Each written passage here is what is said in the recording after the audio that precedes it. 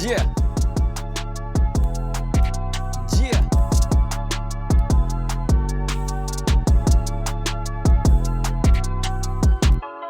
Ya, kita kembali lagi menonton Infinitin seperti biasa bersama dengan saya Aisyah dan juga Akmal untuk segmen reaksi. Yap. Dengan tajuk dia rebranding remaja. Mana kita ada dua tetamu istimewa. Yap. Tapi seperti biasalah kita nak terangkan di sini kerana mengikut SOP kita tak boleh nak bawa tetamu ke set ni lah Akmal. Ya. Jadi kita buat secara dalam talian. Bukan di luar talian. Bukan di luar talian, Di dalam bukan talian atas sebab- talian. Ya, sebab saya dah kena marah dengan Kak Aisyah. Ingat dalam talian. Ya, Akmal.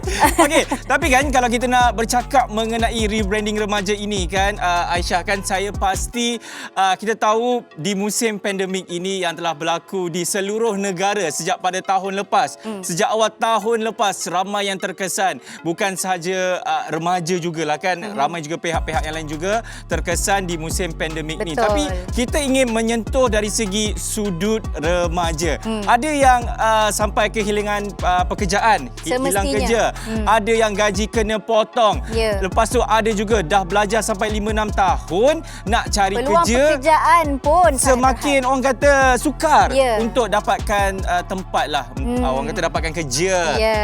Tapi jangan risau wahai remaja-remaja sekalian yang sedang menyaksikan Infinitin, kerana kita ada dua orang tetamu yang mana saya rasa mereka ini akan memberi pandangan mereka dan juga cadangan bagaimana kita nak bangkit semula, nak rebrand balik diri kita di musim pandemik ini. Dan Ya. bercakap pasal tetamu kita, siapa Cak? Ya, tetamu yang pertama dia iaitu Azmil Abrar, merupakan perunding latihan kanan Institut Tadbiran Awam Negara ataupun Yap. Intan.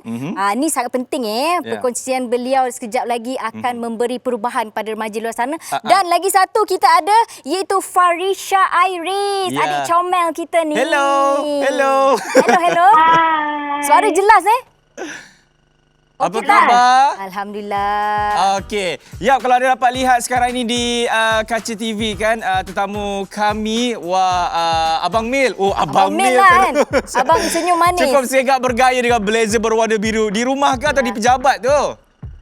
Di pejabat. Di pejabat. Ya, dan kalau Farisha juga semakin cantik, semakin flawless. Yelah. Ini semua, inilah dia punya produk tu. Ya, Itu betul. kejap lagi. Itu yang kita nak Kejap lagi ceritakan. kita akan sentuhkan sikit. Ingat, jangan lupa bagi saya jadi duta ya Farisha. Okey, baik. Kalau kita nak cakap mengenai pasal rebranding remaja tadi, kami berdua ada menyuarakan pendapat yang mana kita tahu di musim pandemik ini semuanya melalui fasa yang orang kata kalau dah bahasa mudahnya sukar. Kan? Terutamanya remaja, ada yang hilang pekerjaan, ada yang gaji kena potong dan nak cari kerja pun agak susah di musim pandemik ini kan. Dah belajar tinggi-tinggi, lepas tu nak cari kerja tak ada pula. Jadi mungkin kita nak tanya dulu kepada Abang Azmil kita lah kan, selaku sebagai perunding latihan kanan di Institut Tadbiran Awam Negara atau Intan. Mungkin boleh memberi komen sedikit lah mengenai remaja dan juga pandemik dan juga peluang pekerjaan untuk mereka ni tak ada ataupun mungkin kurang sebenarnya, Abang Azmil. Kalau tanya saya, sebenarnya zaman sekarang ni adalah zaman remaja. Sebab remaja kita ni, kalau boleh saya katakan, mereka ni adalah generasi skrin. Yep. So, mereka ni dibesarkan dengan skrin. Kalau macam saya dulu, umur 7 tahun masih main kat longkang. Diorang kat sini 7 tahun dah pandai buat YouTube video dan sebagainya. Yeah. Jadi, bila duduk dekat rumah, kena berhadapan dengan skrin, ini memang kekuatannya ada. Yeah. Memang ini adalah orang kata game remaja hari ini. So, remaja jangan risau. Gunakan je kekuatan yang ada untuk capai sesuatu yang luar biasa. Boleh sebenarnya. Okey, kalau menurut Farisha pula macam mana? Disebabkan awak ikutkan tahun lepas baru saja mengikuti reality TV program yang baru dan lepas tu ingatkan situasi COVID akan beransur pulih. Jadi bolehlah mengurat langkah kan buat apa yang patut. Tapi lepas tu bersambung balik pula kes COVID jadi meningkat. Macam mana awak mengatur langkah karier awak di situ dan macam mana awak mulakan bisnes awak tu? Okey, terima kasih atas statement dan juga soalan tadi. Okey, saya nak jawab. Macam Abang Akmal tadi dia cakap, banyak yang hilang pekerjaan. Lepas tu limited lah. Semua orang sekarang orang kata terkesan. Betul. Dan saya sendiri terkesan sebagai seorang penyanyi. mestilah kita nak perform on stage dan sebagainya. Tapi perlu diingatkan saya seorang pelajar juga dan benda tu sangat-sangat terkesan untuk saya sebab saya kena online class. Bukan senang sebab sebenarnya sebelum ni saya dah biasa dengan pergi kampus, belajar dengan dalam kampus, situasi kampus. Tapi bila dah masuk dalam kena belajar online class, berbeza dia punya vibe tu dan susah. Sebenarnya kita boleh tengok pandemik ni daripada sudut positif. Kita kena ambil peluang yang ada. Macam Farisha sendiri, Farisha terfikir apa yang Farisha boleh buat. Bakat yang Farisha ada ni Farisha gunakan. Alhamdulillah Farisha teruskan buat cover dan get connected dengan peminat dekat social media dan sebagainya. Dan Alhamdulillah Farisha pun meluaskan lagi bisnes Farisha ni. Baik, itu kata kalau Abang Azmil kan, kalau kita tengok kan, kita mungkin tak semua remaja seperti Farisha yang semangatnya cukup kuat untuk menempuhi di musim pandemik ini. Tapi bagi remaja yang mungkin semangatnya kurang, mentalnya pun tak kuat. Macam case tadi itulah. Macam case tadi lah kan. Sampai nak mamah cikgu semua tu kan. Apa yang sebenarnya orang kata di manakah silapnya ataupun macam mana kita nak mendidik atau memupuk remaja-remaja ini supaya kita jangan duduk dan menunggu peluang tu datang dekat kita untuk kita bangkit balik, Abang Azmil? Okey, remaja hari ni yang saya nampak adalah diorang ni generasi yang tak boleh nak disuruh-suruh. So acik-acik, abang-abang, akak-akak ni semua kalau boleh janganlah nak menyuruh-nyuruh remaja hari ni. Tapi remaja hari ni kita boleh guide diorang. Maknanya contohlah kalau kita nampak adik-adik kita main game ke apa selalu, daripada kita marah dia kata janganlah main game tu, tapi kita ajar dia macam mana daripada main game tu boleh buat duit. Daripada duduk je kat YouTube tu buat video apa-apa, kita ajar dia, kita cakap, "Dik, sebenarnya YouTube ni boleh buat duit." Kita ajar dia macam mana. So kalau dia buat konten yang pelik-pelik pula, contohlah dia buat babi air ke apa ke, kita cakap, "Dik, buatlah ayam air pula." Macam kita ajar dia. Maknanya remaja hari ni dia tak boleh kita kata no, yes, kau buat tu, kau buat ni. Kita cuma kena tengok apa yang dia tengah suka buat tu, kita guide dia supaya benda tu boleh bagi manfaat kat dia. So kalau orang yang mungkin dia rasa down ke apa tu, sebenarnya kurang orang untuk bimbing dia. So sebagai abang-abang, kakak-kakak, parents, kita kena tengok apa kekuatan yang ada pada mereka ni dan kita didik mereka supaya mereka boleh lakukan sesuatu yang luar biasa, lakukan sesuatu yang menghasilkan luar biasa daripada benda yang biasa mereka buat hari-hari. Tapi kan mungkin saya nak sentuh jugalah kan, sebab kita tahu macam tadi Abang Azmil cakap kita kena mendidik pelajar-pelajar ini yang mana kita tak boleh nak cakap mereka no, tak boleh buat tu, no, tak boleh buat ini. Sebab saya ada terstok lah awak punya Facebook. Wah, terstok awak punya Facebook. Dan ada salah satu komen tu saya suka yang mana dia cakap remaja zaman sekarang dia kena use that communication skills. Betul. Pada masa kini. Betul tak? Yang mana saya rasa mungkin remaja-remaja yang bila kekurangan communication skill ni, mereka jadi macam takut-takut, malu-malu untuk nak apply kerja ke dan sebagainya. Mungkin boleh komen sikit mengenai communication skills itu. Okey, kalau kita nak bercakap mengenai kelemahan, memang banyak kelemahan lah yang kita boleh baiki, tapi penambahbaikannya adalah satu proses. Kita tak boleh expect lah orang umur 17, 18 terus dah tiba-tiba jadi hebat, pandai bercakap, jumpa orang dah terror, tak boleh. Sebab satu lagi macam saya sebutlah, generasi ni adalah generasi skrin. Mereka membesar dengan skrin. Satu yang kita kena bentuk pada mereka adalah mereka kena pandai leverage kekuatan mereka dulu. Maknanya apa yang mereka boleh buat dengan skrin. Apa mereka boleh buat YouTube ke, video, TikTok video, apa benda yang boleh generate income untuk diorang. Yang tu kita ajar dulu. Dan later on, kemudian barulah kita tambah kat mereka kekuatan-kekuatan lain. Contohnya kekuatan komunikasi, kekuatan pengurusan, kekuatan pemasaran. Tapi asas dia adalah supaya membentuk kekuatan apa yang mereka dah ada tu. Apa yang mereka dah ada tu kita bangkitkan dulu. Itu satu. Yang kedua, saya mengatakan bahawa kalau boleh mereka ini diberikan sebab, reason. Sebab kadang-kadang tu mereka macam tak nampak nampak kenapa lagi nak buat ni, kenapa nak buat tu, kenapa nak buat macam ni, kenapa buat macam tu. Jadi kadang-kadang kita yang orang-orang so-called orang tua ni pun kadang-kadang komunikasi kita pun out. Iyalah.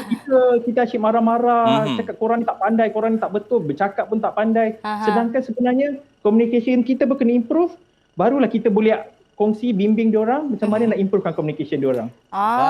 Okey, itu dari segi dalaman lah sebenarnya. Untuk Farisha pula dari segi luaran, especially kalau kita nak rebranding ni, macam awak nak buka bisnes, dari segi luaran dia macam nak kena menyediakan modal, nak cari platform yang sesuai, rakan niaga yang bagus. Macam mana awak usahakan benda tu dan macam mana awak set up your mind supaya awak yang mungkin tak ada pengalaman cukup macam businesswoman, entrepreneur yang lain, boleh menerajui bisnes awak tu walaupun dari bawah? Ya. Susahnya soalan tu, nak fikir nak jawab apa ni. Alright, macam saya sendiri, saya memang tak ada pengalaman dalam bisnes ni, tapi disebabkan orang kata encouragement daripada family kan. Okey. Kita tengoklah zaman-zaman sekarang susah sebenarnya orang nak cari kerja, walaupun you belajar tinggi mana pun susah nak dapat kerja. Saya ambil peluang ni, orang kata Alhamdulillah Farisha, orang kata orang kenal Farisha dan Farisha ambil peluang ni untuk buka bisnes. Saya dapat bantu saya punya income dan sebagainya. Untuk pasal pengalaman bisnes ni, kita dalam pandemik ni, Farisha banyak sangat buat research pasal bisnes dan saya join banyak seminar tentang bisnes. Itu je sebenarnya dia punya key, dan saya pun cuba rapatkan dan dekatkan diri dengan orang-orang yang berjaya dalam bisnes. Alhamdulillah, everything went very very well. And itulah sebenarnya salah satu untuk berjaya dalam apa-apa saja, kita kena ada communication skills. Betul. Dan mungkin saya boleh tambah sikit, dan juga kita kena pandai cari peluang kan Farisha kan? Betul tu, jangan tunggu peluang, sebab peluang ni tak akan datang kalau kita tak bergerak, duduk diam je. Susah.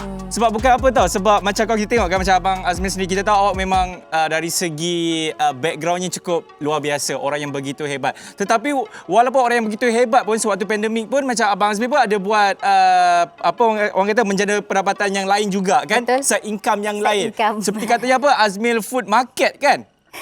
Mungkin boleh cerita sikit perkara tersebut ataupun bisnes tersebut sewaktu pandemik itu, apa yang menyebabkan terlintasnya nak buatlah Azmil Food Market. Okey, cerita dia macam ni. Waktu tu macam waktu pandemik ni, saya takdir Allah tu ramai kawan-kawan yang menghadapi kesukaran. So diorang datang jumpa kat saya macam kadang-kadang nak pinjam duit dan sebagainya. Kita ni pun bukanlah kaya sangat nak bagi pinjam duit kat semua orang. So saya fikir apa solution yang paling bagus. Saya kata saya bincang dengan kawan-kawan saya yang susah, yang out of job, ditamatkan kerja ni semua. Saya bincang dengan diorang, saya tak boleh nak bagi banyak modal ke apa ke, tak boleh, tapi apa satu produk yang you all boleh sama ada buat ke ataupun you all boleh cari orang untuk buat, bagi kat saya. Sebab saya ni bukanlah nak kata tapi macam ramai kawan lah dekat Facebook, kat Instagram semua kan. So saya kata bagi saya gambar, saya tolong promotekan, sebab diorang kebanyakan diorang ni diorang macam tahu buat kuih, tahu buat kek, tapi diorang tak pandai nak jual. So diorang buatkan semua. Sebenarnya saya jualkan. Bila saya jualkan macam okeylah, untunglah dapat tu, saya pass balik dekat diorang. Saya cakap nak ambil ni untung ni. So macam sebenarnya kalau ikutkan Azmil Food Market ni, dia bukannya macam satu platform profit making tau. Dia lebih macam satu platform kebajikan pun adalah kata juga, tapi bukanlah kita nak collect derma bagi-bagi macam tu, tapi kita ambil produk-produk yang siapa ada, kau susah kau tak ada duit kau cari satu produk, kau bagi kat aku, kita pergi jual, jual dapat lah duit kau. So cara tu nampak efektif sampai ke tahap orang yang macam ada pinjam duit pun, lepas dah dapat untung tu, dia macam dia boleh bayar balik lah. So dia bukan lari dia bukan lari tau. Dia bukan lari sebab kita dah tolong dia generate income. Dia konsep ni kita panggil, kalau pepatah Cina tu macam kita bagi pancing lah kat diorang kan. Daripada kita asyik bagi ikan, kita bagi pancing, sekarang ni semua dah boleh pancing. Jadi bukanlah banyak sangat untung pun, dalam sebulan kadang-kadang dalam 500, 1000, tapi saya macam gembira lah macam bila saya bagi tahu diorang tu. Contohnya saya kata, Alhamdulillah minggu ni sale dapat RM1,000. Bagi duit kat diorang bukan dengan senyumnya, dengan terima kasihnya. Kita rasa macam seronok lah kan. Macam seronok aku dapat tolong kawan aku dengan cara ni. Nak bagi duit tak boleh, tapi ini cara kita boleh buat untuk tolong lah.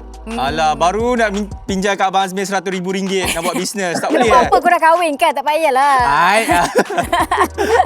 Okey, sebenarnya masa kita ada ni tak cukup lah sebenarnya untuk kita bincangkan pasal rebranding ni. We still got time. Betul. Tapi kalau anda nak mengetahui lebih lanjut, bolehlah pergi ke media sosial diorang kan. Boleh check dekat situ. Sebab Cik Azmil pun hari-hari suka bagi motivasi juga. Sama juga Farisha, hari-hari ada promotion yang kau tanya tadi. Yang mana? Tapi kan sebut pasal promotion kan, Farisha katanya awak baru saja merilis lagu baru kan? Lagu Hello. Mungkin boleh cerita sikit, kata single keempat. Okey, lagu ni sebenarnya dicipta oleh Shazzy Ishak dan juga Audi Mok. Pasal biasalah, macam kita suka dengan seorang lelaki, lepas tu lelaki ni suka kat kita ketak, and then kalau setia, yes, you can come to me and let's be in love. Macam itulah. Tapi not real story, bukan real story. Anyway, lagu ni catchy dan saya sangat, orang kata, senang dengan lagu ni, suka. Alright. Okey, baik. Mungkin yang terakhir lah kan, secara ringkas daripada Abang Azmil lah kan, apa pesanan kepada remaja di luar sana untuk mereka rebrand diri mereka sendiri untuk bangun daripada pandemik ini? Mungkin saya ringkas saja, short and sweet. Okey, Allah berfirman, tiba jadi ustaz. La yukallifullahu nafsan illa wus'aha. Allah kata setiap manusia itu akan diuji berdasarkan kemampuan dia orang. Jadi jangan risau kalau kita rasa pressure ke, rasa tertekan ke, sebenarnya kita boleh hadapi tu. Ingat permata dibentuk dalam api yang sangat panas. Dan kita ni pula air. Kita ni manusia ni adalah ibarat air. Yang mana kalau ada halangan tu kita lalu je keliling air tu. Kalau batu keras pun kita boleh bentuk. Baik, okey. Betul, jangan risau. Ya, apa-apa pun senang kata, kalau anda nak tahu segala update-update terkini, anda semua boleh tengok diorang punya social media, Abang Azmil Abra dan juga Farisha Irish. Kat situ mereka akan terima kasih kami ucapkan. Okey, Cha. Sekarang ni kita nak berehat sebentar sebelum kita pergi ke segmen yang seterusnya. Jadi jangan ke mana-mana. Saksikan Infinitin, Experience Remaja Era Dili. Abang, jap.